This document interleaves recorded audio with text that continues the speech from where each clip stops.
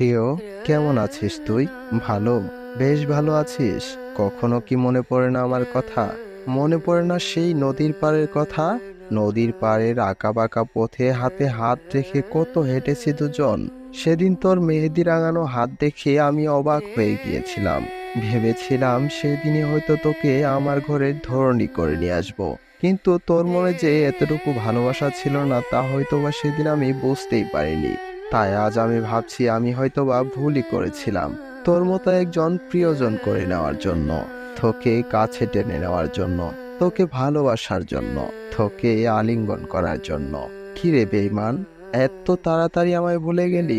একবারও আমার কথা মনে পড়ে না? মনে পড়ে না সেদিন সন্ধ্যায় কি বলেছিলি হাতে হাত রেখে? সেদিন সন্ধ্যায় শপথের কথা তোর একবারও মনে পড়ে না?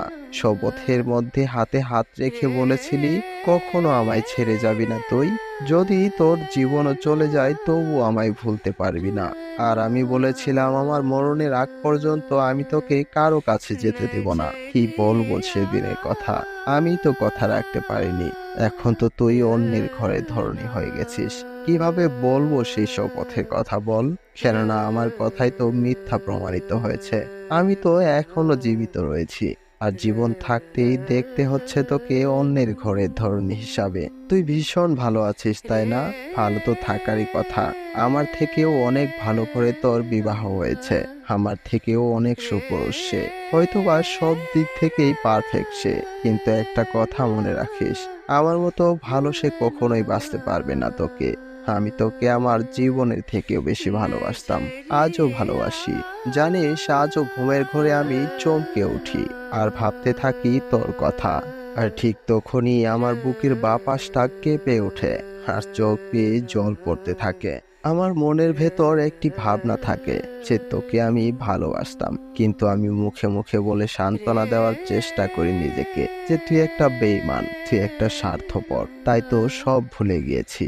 ভালোবাসা কি জিনিস আমি বুঝতেও চেষ্টা করি না এখন। ভাবতেও পারি না ভালোবাসা ছিল আমার জীবনেও। আমি সবাইকে সতর্ক করি এখন, ভালোবাসা করতে নেই কখনো। কেননা ভালোবাসা এখন স্বার্থ ছাড়া আর কিছুই নয়। স্বার্থ থাকলে ভালোবাসা থাকে, আর স্বার্থ ফুরিয়ে গেলে ভালোবাসা দূর দূরান্তে উড়ে যায়। কিন্তু একটা কথা কি জানিস, তোর দেওয়া সেই পুরনো চিঠিগুলো যখন আমি খুলি তখন ভাবতে থাকি তুই একটা সময় আমার প্রাণের ময়না পাখি ছিলি। আর সেই ময়না পাখিটা অন্যের পিঞ্জরায় বাঁধা পড়ে গেছে, তাই কখনো আর ফিরে আসবে না আমার কাছে। আর আসার প্রয়োজনও নাই, কেননা এখন তো তুই অন্যের ঘরে ধরনী। আর অন্যের খাবার আমি কখনো ছিনিয়ে নেই না।